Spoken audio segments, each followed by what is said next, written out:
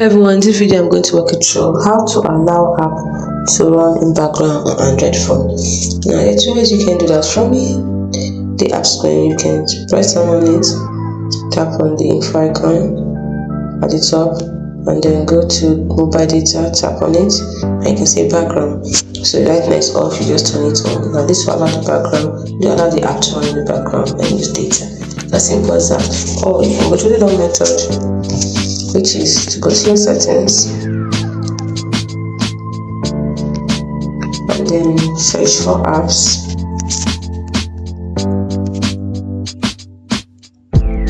So you tap on it, or you can search for that particular app you're looking for, and then you choose the app you want to enable to run in the background, and then tap on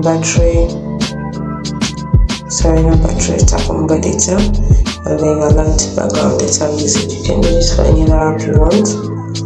For example, let's say I want to do it to another app again, let's say I want to do it to Allison. So